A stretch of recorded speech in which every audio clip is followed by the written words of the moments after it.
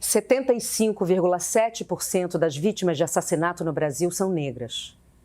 53,3% dos mortos são jovens negros entre 15 e 29 anos.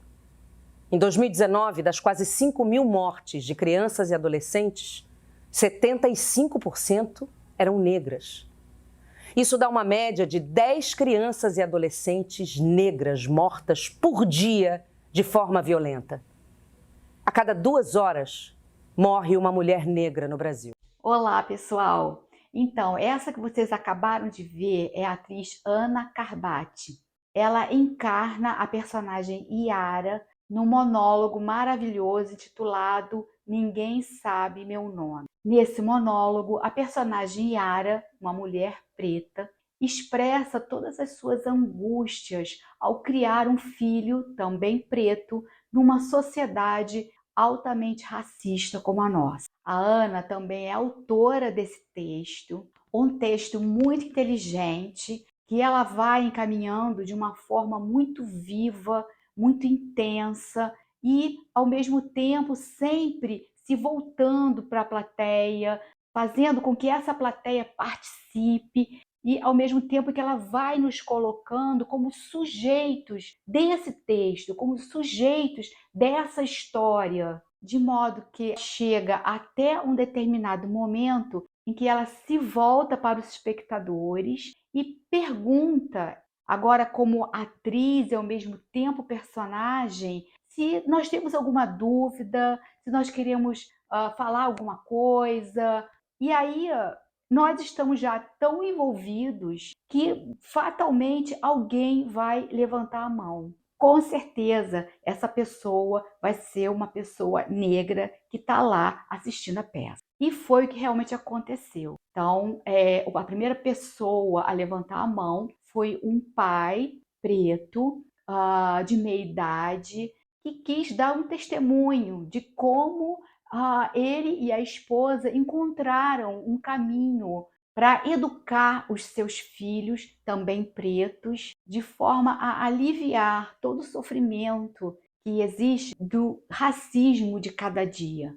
E, ao mesmo tempo, ele também vai falar sobre como eles dois empoderaram esses filhos, falando para eles sobre a cultura negra, a importância dessa cultura, a sua história, de como eles são bonitos, de como é bonito ser negro, de todos os valores que eles carregam, os quais eles podem estar sempre trocando na nossa sociedade. Só que chega um momento em que esse pai fala o seguinte: aí os brancos também não têm culpa do racismo. E aí a atriz personagem esboça uma reação, mas ele continua falando e, enfim, a coisa passa. Só que eu, branca, ali sentada, ouvindo isso, assim, me deu vontade de falar alguma coisa. Mas só que eu também estava tão envolvida que eu não consegui formular nada. E por outro lado, eu também achei que assim, aquele momento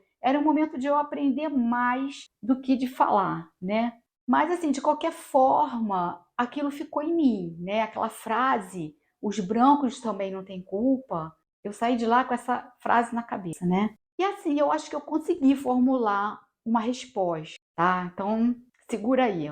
Nós temos culpa sim, tá? Se a gente não quiser falar de culpa, né, que eu também não gosto muito dessa palavra, mas nós somos responsáveis, sim. Todos nós somos responsáveis pelo racismo. Responsáveis no sentido de assumir que ele existe. Agora, se alguém tem culpa, a culpa é do branco. A culpa com certeza não é do negro, óbvio. Porque afinal de contas, quem criou a ideia de raça, quem precisou criar essa ideia para dominar, para justificar a violência sobre os povos negros, para escravizá-los, foram os brancos europeus. Então vamos lá. Ah, Rita, peraí, né? Quando o colonizador chegou aqui, porra, isso foi no século XV, já faz muito tempo. Pois é, gente, já faz muito tempo. Mas eu, por exemplo, não teria chegado onde cheguei se eu não tivesse herdado todos os privilégios que foram passados para mim, tanto por parte de mãe branca brasileira, quanto por parte do meu pai branco europeu. Ah, mas eles sofreram muito, né, quando eles chegaram aqui, imigrantes, para começar uma vida, né? Verdade, sim, eles sofreram muito, sim. Mas ainda assim, eles conseguiram superar todas as dificuldades e construíram uma vida aqui bem estruturada, certo? E com certeza, muito dificilmente eles teriam conseguido isso se tivessem a pele negra. Povo branco, entenda, não é quem sofre mais, se é o branco ou se é o preto. É quem sofre por causa da cor da pele. E aí eu vou falar em relação a mim, mulher branca, que cresceu ouvindo frases racistas e que não tem lá muito tempo, já adulta, eu fui realmente perceber a falácia da nossa democracia racial e que sim, eu vivo num país racista e que dificilmente, muito dificilmente, eu não seria racista. E por que eu estou dizendo que o branco tem sim que se responsabilizar pelo racismo? Que cada vez que ele fica em silêncio sobre isso, aí sim ele é culpado mesmo, né? Porque quando você silencia, você está assumindo uma posição política. E quando você assume essa posição política de não falar sobre isso, de negar isso, você está fingindo que não está vendo uma realidade que gera sofrimento e que gera mortes todos os dias.